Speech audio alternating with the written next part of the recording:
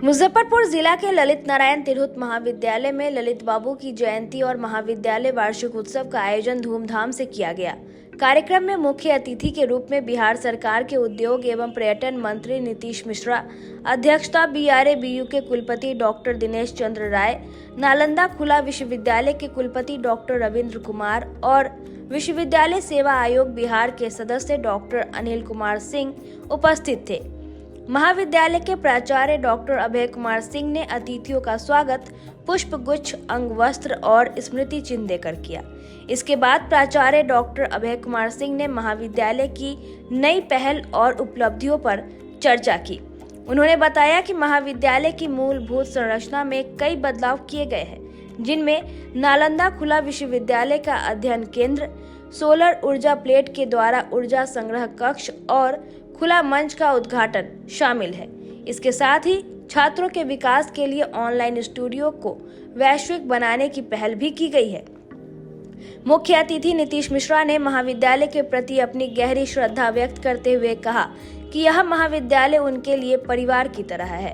उन्होंने कहा कि अगर ललित बाबू आज होते तो वह महाविद्यालय के वर्तमान स्वरूप को देखकर फूले नहीं समाते। उन्होंने महाविद्यालय में फिर से आने की इच्छा जताई और महाविद्यालय की उपलब्धियों की सराहना की। वहीं नालंदा खुला विश्वविद्यालय के कुलपति डॉक्टर रविंद्र कुमार ने ललित बाबू के प्रति सच्ची आस्था की बात करते हुए कहा कि यह तभी संभव होगा जब हर विद्यार्थी महाविद्यालय में उपलब्ध साधनों का भरपूर उपयोग करे। वहीं विश्वविद्यालय सेवा आयोग के सदस्य डॉक्टर अनिल सिंह ने ललित बाबू की शिक्षा और रेलवे के क्षेत्र में किए गए कार्यों की सराहना की और कहा कि उनके योगदान को पूरा बिहार कभी नहीं भूलेगा। BRABU के कुलपति डॉक्टर दिनेश चंद्र राय ने महाविद्यालय के प्राचार्य डॉक्टर अभय कुमार सिंह की प्रशंसा करते हुए कहा कि प्राचार्य का परख उच्च गुणवत्ता का है और वे जो भी काम करते हैं उसमें उत्कृष्टता की संभावना रहती है। कार्यक्रम के दौरान महाविद्यालय के हिंदी विभाग की पत्रिका संगत साहित्य की का पहला भाग और महाविद्यालय की स्मारिका संचिका 2025 का लोकार्पण भी किया गया। महाविद्यालय के सांस्कृतिक विभाग ने विभिन्न गीतों पर अपनी सांस्कृतिक प्रस्तुति दी। साथ ही NCC और NSS के छात्रों ने भी कार्यक्रम में ऊर्जा भर दी। कार्यक्रम का मंच संचालन डॉक्टर अर्चना सिंह ने की और धन्यवाद ज्ञापन चित्रंजन कुमार ने किया। इस अवसर पर महाविद्यालय के सभी शिक्षक एवं शिक्षकेतर कर्मचारी भी उपस्थित थे। सर, आज के कार्यक्रम के विषय में सर बता दीजिए। देखिए, ललित नारायण तिरहुत महाविद्यालय में आज श्रद्धेय ललित बाबू की जयंती मनाई गई, साथ ही कॉलेज का वार्षिक उत्सव भी था। तो आके अच्छा लगा और कॉलेज ने जो नए नए नवाचार किए हैं, जो फैसिलिटीज़ बच्चों के लिए प्रोवाइड किया है, तो जो उत्साह यहाँ के फैकल्टी में है, प्रिंसिपल में है, वो बहुत ही अच्छा लगा। और आने वाले समय में इनसे इंस्पायर होकर और कॉलेजेस को भी आगे बढ़ना चाहिए। और जो ऑनरेबल VC हैं BR अम्बेडकर बिहार यूनिवर्सिटी के, पूरी पॉजिटिविटी के साथ इंस्टीट्यूशंस को हेल्प कर रहे हैं। तो मुझको लगता है कि एक राष्ट्रीय शिक्षा नीति में जो नए बदलाव आ रहे हैं और जो जिम्मेदारी विश्वविद्यालय और महाविद्यालयों की है, उसमें एक बहुत बड़ी भूमिका सबकी बनती है कि हम बेटर एजुकेशन, क्वालिटी एजुकेशन हम बच्चों को हम प्रोवाइड करें। उस दिशा में LNT कॉलेज आगे बढ़े। शुभकामना। सर, बच्चों को क्या संदेश देना चाहिए सर? एक लक्ष्य निर्धारित करें, एक लक्ष्य निर्धारित करके आगे बढ़ें। फेलियर से ना घबराएं, क्योंकि फेलियर लीड्स टू सक्सेस। आगे बढ़ें और अगर संकल्प रखेंगे तो निश्चित रूप से आप उस मंजिल तक ज़रूर पहुंचेंगे। बजट 2025 में शिक्षा के बजट में सर AI को प्रमोट किया गया, इसके बारे में देखिए, ये इस बार का बजट अभूतपूर्व है। जहां पर हम वैसे 100 जिले जहां पे कृषि के दृष्टिकोण से उत्पादकता कम है, उन जिलों पर भी हम लोग काम करेंगे और जो AI है, जो आर्टिफिशियल इंटेलिजेंस, हम उस पर भी काम करेंगे। तो आप देखेंगे कि संपूर्णता में जो विकसित भारत की कल्पना है आदरणीय प्रधानमंत्री जी की कि 2047 तक जो संकल्प उन्होंने लिया है, उस संकल्प को पूर्ण करने की दिशा में इस वर्ष का जो ये बजट है वो बहुत बड़ा सपोर्ट और उसको एक बूस्ट देगा। सर, आज के कार्यक्रम के विषय में बताएंगे सर? आज का कार्यक्रम यह था कि LNT कॉलेज का एनुअल फंक्शन था और उसके साथ ही इस कॉलेज के फाउंडर ललित बाबू की जयंती भी थी, तो ललित बाबू के प्रति श्रद्धांजलि भी अर्पित करना था। उसी के साथ साथ कुछ लैब्स वगैरह के उद्घाटन भी थे। हमारे मुख्य अतिथि बिहार सरकार के मंत्री नीतीश मिश्रा जी ने उद्घाटन किया है और बहुत सौभाग्य की बात है कि नालंदा ओपन यूनिवर्सिटी के वाइस चांसलर जो हमारे यहाँ 3 साल तक प्रो VC रहे वो भी आज के कार्यक्रम में आए। हमारे यहाँ के एक बड़े सीनियर प्रोफेसर जो बिहार यूनिवर्सिटी सर्विस कमीशन के मेंबर हैं वो भी आए। कार्यक्रम बहुत सफल रहा। मैं तो इस कार्यक्रम में जिस तरह से इस कॉलेज ने विकास किया है तो इसके लिए यहाँ के प्राचार्य और शिक्षकों और अधिकारियों की टीम को बहुत बहुत बधाई। उन्होंने बहुत सिस्टमेटिक बड़ा क्वालिटी डेवलपमेंट किया है।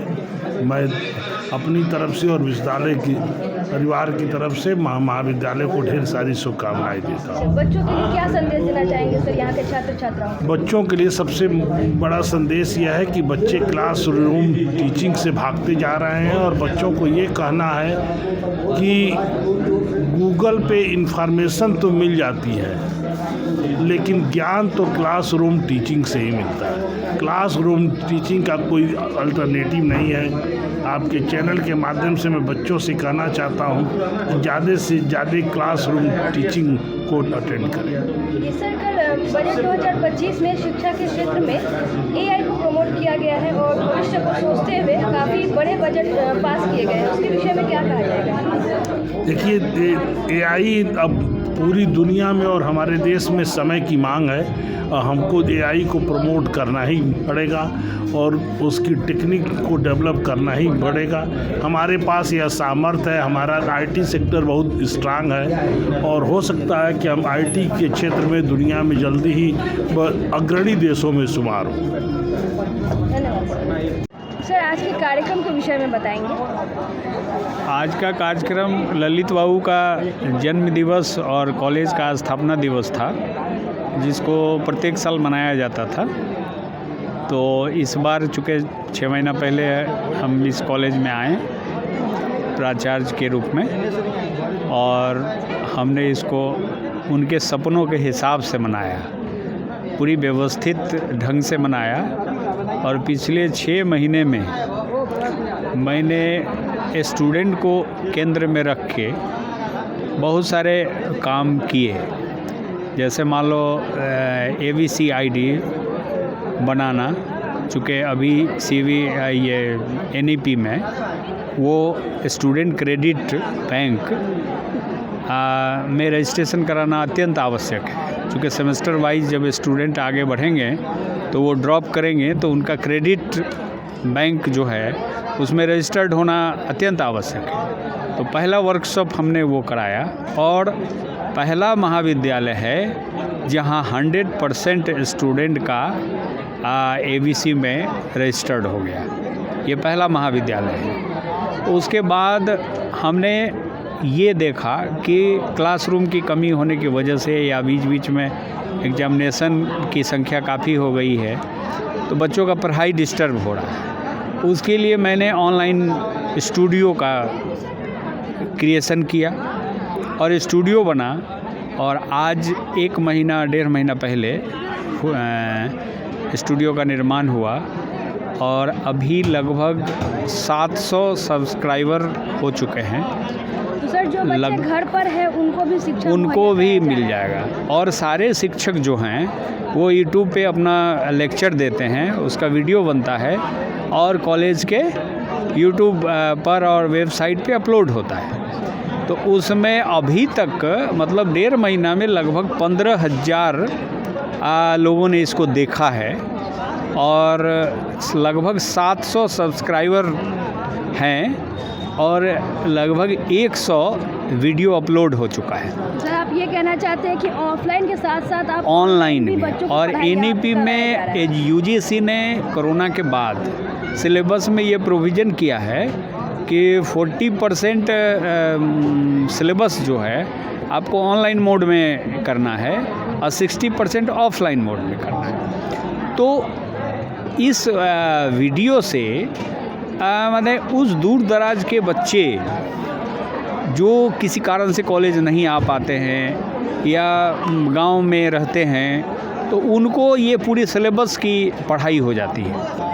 और अभी एग्जामिनेशन जो है हर 3 महीने पर होता है, तो इसकी वजह से ये बहुत अच्छा रिस्पॉन्स आया है। और उस दिशा में दूसरी बात है कि आज हमने नालंदा ओपन यूनिवर्सिटी का स्टडी सेंटर मिला है इस कॉलेज को, जिसमें सारे विषय में पीजी की पढ़ाई होगी, बिलिस की पढ़ाई होगी, एमसीए की पढ़ाई होगी, बीसीए की पढ़ाई होगी। बीसीए तो ऑलरेडी है यहाँ पे, तो ये सारी पढ़ाई होगी। और वहाँ के कुलपति जी से हमने अनुरोध किया है कि बच्चों का सेंटर भी जो है एग्जामिनेशन सेंटर वो भी एलएनटी कॉलेज में ही हो, ताकि यहाँ के बच्चों को बिहार शरीफ जाना न पड़े। तो उन्होंने हमें आश्वासन दिया है कि ये सेंटर यहाँ पे होगा। तो ये सब है, स्टूडेंट के लिए हम लोग काम कर रहे हैं और स्टूडेंट को पढ़ाई में किसी तरह की कोई दिक्कत नहीं हो, इसका हर संभव हम ख्याल रखते हैं। किसी भी इंस्टीट्यूशन के लिए यह इम्पॉर्टेंट होता है कि कैंपस एकदम क्लीन और स्वच्छ रहे, साफ़ सुथरा रहे, वॉशरूम साफ़ रहे, पानी शुद्ध मिले, परिसर जो है एकदम साफ़ सुथरा हो। तो उसको काम को हमने किया है और काफ़ी माने हमारे शिक्षक कर्मचारी बिना किसी सूचना के, बिना किसी नोटिस के 10 बजे से ऐसे ही खबरों के लिए सुदामा न्यूज़ को लाइक और फॉलो करना ना भूलें।